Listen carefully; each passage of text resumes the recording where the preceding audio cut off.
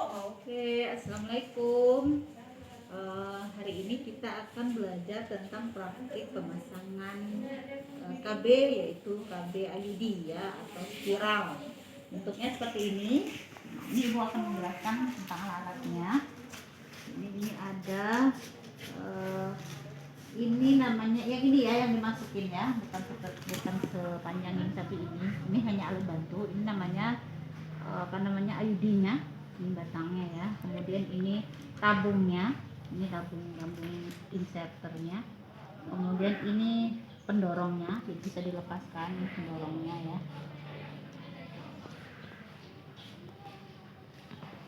Oke, kemudian kita siapkan alat-alatnya. Ini ada korentang, ada kapas sublimat ya, atau kapas DWT. Ini ada kom, nanti bisa untuk betadine, ataupun ada apa namanya, untuk yang steril ya. Ini kemudian ada Mirbecken atau bengkok atau piala ginjal.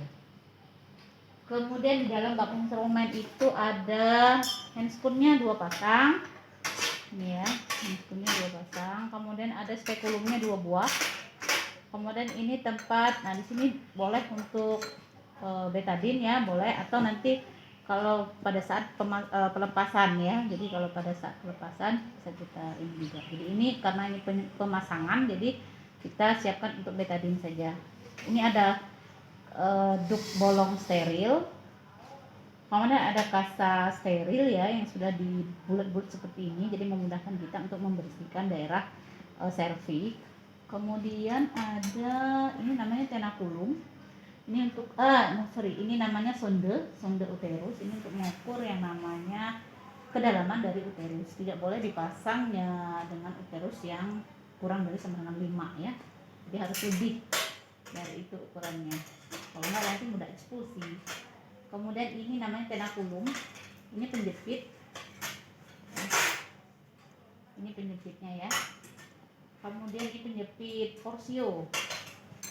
Kemudian ini klem ya. Jadi ini untuk mencabut yang namanya IUD-nya ya.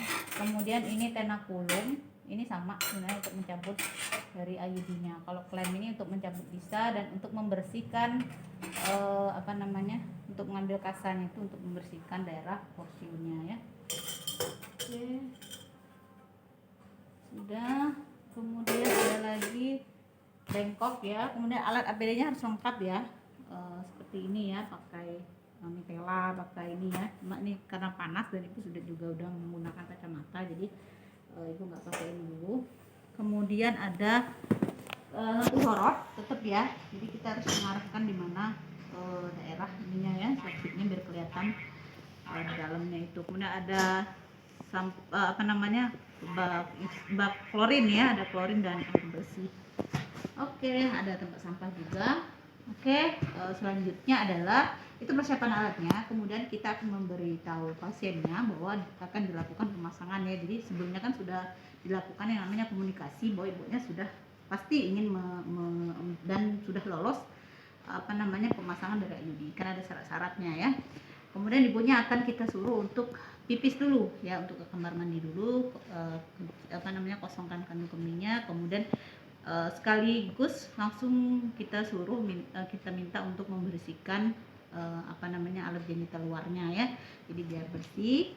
Oke, kemudian celananya nanti dilepas aja, ibunya suruh pakai kain misalnya. Kemudian ibunya udah di atas tempat tidur. Kemudian jadi sebelum pemasangan ada syarat-syarat ya. Syarat-syaratnya tadi yang pertama, ibunya sudah setuju apa namanya, sudah lolos syarat-syarat di awal tadi untuk pemasangannya itu. Kemudian yang kedua adalah kita pemeriksaan. Jadi kita pastikan bahwa ibu ini benar-benar tidak hamil ya, benar-benar cocok dilakukan pemasangan IUD ya. Jadi kalau yang tidak boleh dilakukan IUD itu salah satunya ada anemia ya. Kalau anemia berat, karena dia efek sampingnya adalah memperbanyak yang namanya jumlah cairan, jumlah darah mens ya. Jadinya ibunya tidak boleh. Jadi kita pastikan ya.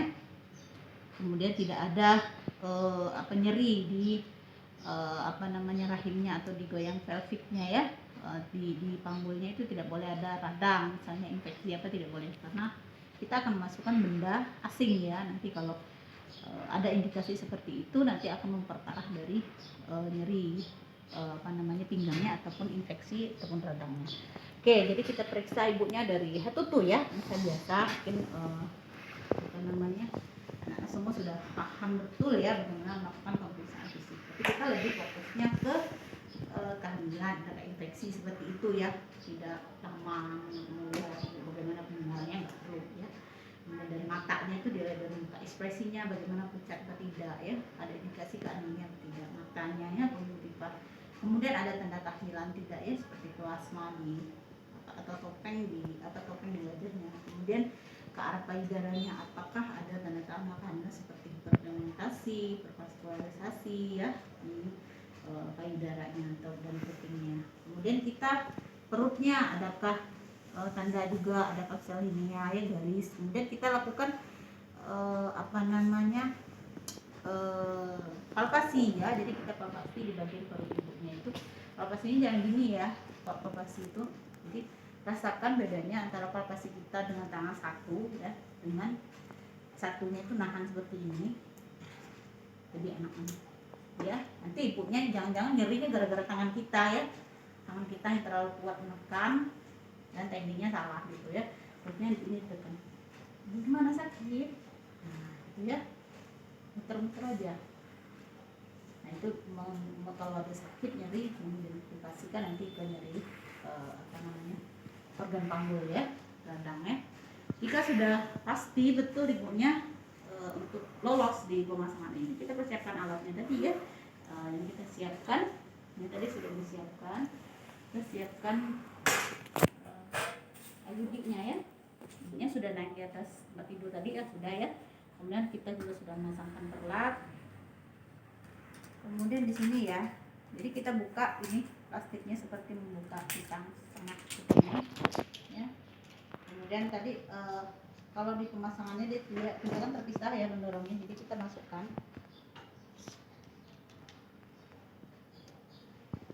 Kemudian kita akan melakukan ini pemasangan ininya ya, lengannya itu harus dimasukkan ke dalam tabung inserternya ini. Jadi harus di tempat yang datar, keras dan bersih ya. Ini ditekan lengannya.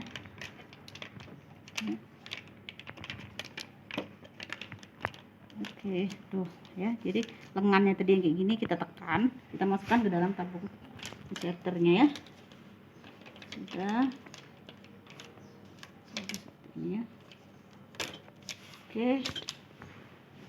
Oke, kita siapkan. Kita menggunakan miskun. Jadi ini belum pasti lagi ya melakukan pemasangan. Jadi ada pemeriksaan tadi, pemeriksaan luar. Sekarang mau kita lakukan pemeriksaan dalamnya. Alat-alatnya ini betadine dimasukkan dulu. Kamu juga dibuka.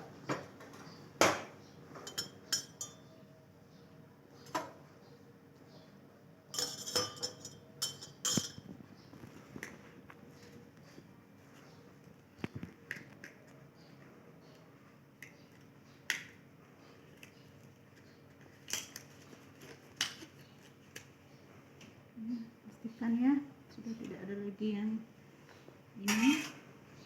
Dekatkan alat-alatnya yang mau didekatkan.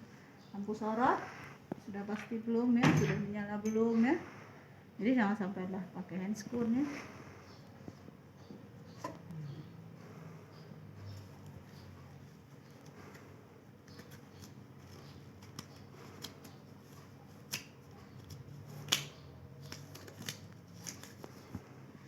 Oke, permisi ya Bu ya. Kita akan melakukan lupa hijin ya. Ini duk ini boleh digunakan, boleh juga enggak ya, tapi kalau ada silakan digunakan lah ya, untuk biar enak memudahkan kita gerak, jadi nggak menyentuh ibunya. Ini duk steril ya, cuma jarang kalau pelaksanaannya digunakan ya. Oke, ini ada pernah melihat video ibu ya waktu APN itu cara melakukan pola hygiene. Ini dibuka dulu, kemudian dari labia minor ya dan labia mayor yang terjauh dari kita ya. Satu ini aja, nggak boleh bolak-balik ya. Kemudian yang terdekat. Nah, kalau merasa kurang lagi, bersihkan lagi. Kalau sudah, dari atas ke bawah ya. Jadi dari komisura ini batas ya. Batas atas ini namanya komisura anterior. Anterior itu depan, kalau ini namanya posterior, belakangnya. Jadi dari komisura anterior, kemudian ada klitoris, kemudian vagina, uretra vagina, kemudian komisura posterior, perineum, dan anus terakhir ya. Oke, kemudian kita akan melakukan yang namanya pemeriksaan pemeriksaan pada porsio ya. Jadi kita lakukan ini ya. Jadi menggunakan spekulum. Ini spekulumnya. Ini ya, cara memegangnya ya. Ini jadi ini di bawah, tangan kita jangan di sini ya. Karena kalau kayak gini dia buka. Jadi ini di bawah nih ya. Vulva ibunya dibuka. Ini sih Bu ya. Ini cara masukannya miring ya, nggak boleh kayak gini ya. Bu, relax ya Bu ya, tarik nafasnya, hembuskan gitu ya, kemudian putar. Nah, kalau sudah nemu porsionya dibuka, ininya dibuka gini, kunci. Ya, sambil kita lihat di dalamnya kan, apakah ada apa sih namanya, tanda-tanda infeksi ya, misalnya merah ya, kemudian ada pengeluaran cairan serviknya, keputihan kah ya. Nah, kita bersihkan ya, bersihkan. Kalau sudah bersih, nah alatnya sudah dipakai, tidak boleh langsung menyentuh itu ya, jadi harus diletakkan seperti itu ya.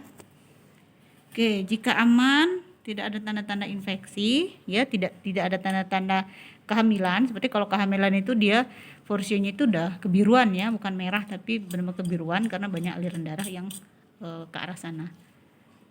Oke, katup dulu, tetap sama, miringkan, baru tarik Bu ya. Oke ya, ini tidak kita pakai, langsung masukkan ke dalam klorin ya. Oke, kemudian kita akan melakukan VT ya. Tadi pemeriksaan infeksinya aman, kita akan melakukan VT. Ini dibuka, ini menekan komisura posterior. Oke, karena kita lakukan pemeriksaan bagaimana, apakah ada benjolan ya, apakah ada tanda-tanda infeksi, misalnya radang ya, kemudian adakah nyeri goyang porsio. Kita goyang dikit porsionya Bu, sakit, nyeri ya, adakah sakit, tidak, kita palpasikan di kiri kanan dari porneknya itu ya. Oke, kalau tidak ada, oke, sudah selesai untuk pemeriksaannya. Kita akan beritahukan ini langsung di balik, kita langsung beritahu ke pasiennya ya, bahwa hasil pemeriksaannya bagus gitu ya, sehingga ibunya ini boleh kita lakukan pemasangan yang namanya IUD. Oke. Setelah itu ibunya sudah setuju, kita siapkan tadi IUD-nya ya, IUD-nya sudah kita siapkan ya. Oke, kemudian kita akan melakukan yang namanya pemasangan ya, pemasangan IUD. Ibunya sudah setuju tadi, kita akan melakukan pemasangan IUD.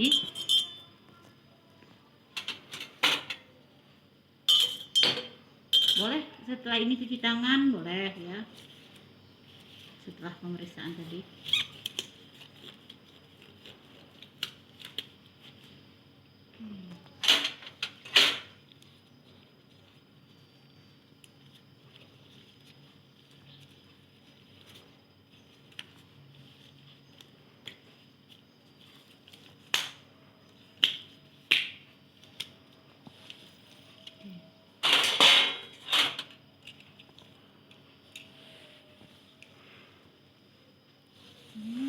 Kita pasang lagi.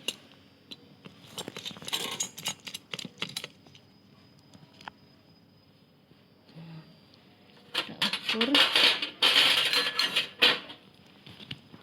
sonde ya, no touch ya, jadi no touch yang gini-gini enggak boleh ya. Dia anteka atau ante itu rahimnya kayak gini ya, atau ke belakang gitu ya. Terus ukurannya ya, ukurannya berapa, ini ada ada ininya, ada ukuran sentinya. Kita bisa mengetahuinya dari apa namanya, terakhir ya, cairan terakhirnya ya, sampai menempel di mana. Oke, ini sudah ya, taruh di ini. Nanti jadi kita misalnya 7 cm. Nah, kebetulan di sini ada yang 7 cm ya. Ada senti, ada ukuran senti. Tapi kalau memang tidak ada ukuran senti, ini kita bisa gunakan misalnya dari gini, dari ukuran gini ya, ke mana tadi misalnya ukurannya misal 7 cm. Nah, sampai di angka 7 itu ya. Kalau enggak ada, kita patokan aja apa aja yang jadi kita angka-angka kayak apa gitu ya. Sekarang kita ke persiapan dari IUD-nya sendiri ya. Ini menyiapkannya dua aja boleh. Sebelum tadi juga boleh melakukan ini ya, apa namanya, pemeriksaan sonde ya.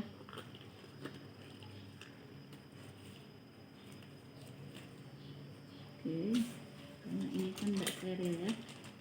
Jadi ini 7. Kita arahkan dulu yang biru ini ke angka 7. Oke, ininya kita tekan ya. Yang 7-nya tadi kita tekan. 7. Yang birunya kita tekan. Ini yang kita maju mundurkan. Ya, ini kita tarik. Nah, sampai tadi 7 ya. Oke, sampai itu ya. Dan oke, sudah siap. Ibu sudah bisa ya. Ini rahimnya juga apa namanya, 7, jadi sudah memenuhi ya Bu ya. Jadi sekarang kita lakukan pemasangan.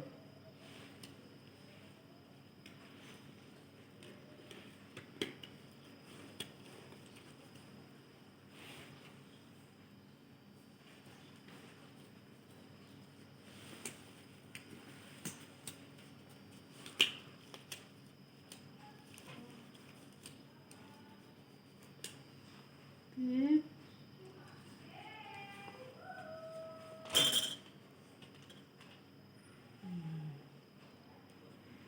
Ya. Jadi ini prinsipnya adalah no touch ya. Jadi no touch. Kita ini kan dulu di jam 11 ataupun jam 1 ya, boleh ya. Jadi dijepit seperti ini sakit jepitnya. Jadi kita ngeklemnya di satunya aja. Ini kan ada gigi-giginya ya. Jangan krok-krok Dega ya, sakit nanti darahnya tambah banyak. Di jam 1 aja atau jam 11. Oke, kemudian ambil IUD-nya. Ya, prinsipnya no touch ya. Jadi no touch. Tidak boleh menyentuh. Kemudian ada lubangnya ya. Oke. Baru masuk sampai ada tahanan ya. Sampai ada tahanan. Kemudian ini jangan bergerak ya. Jadi yang yang digeraknya itu adalah kita pindah tangan kita ya. Pindah tangan kita ini memegang tabung tabung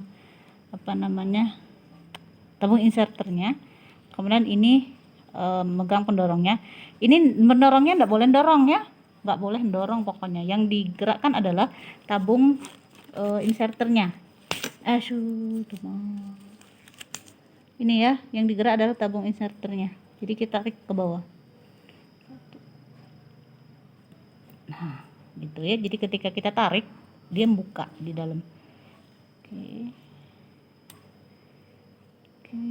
Kemudian kita gunting. Ya, ada guntingnya tuh. Gitu ya, guntingnya agak panjang. Gunting sekitar 2 sampai 3 cm dari porsio. Kemudian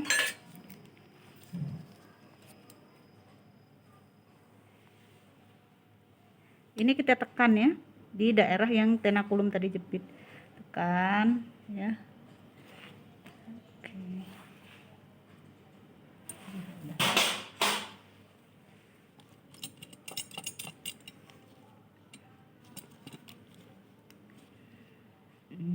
Oke Ibu, ini udah selesai pemasangannya.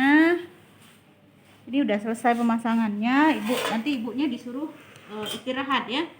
Jadi ibunya disuruh istirahat, kita beres-bereskan alat dulu. Oke, itu seperti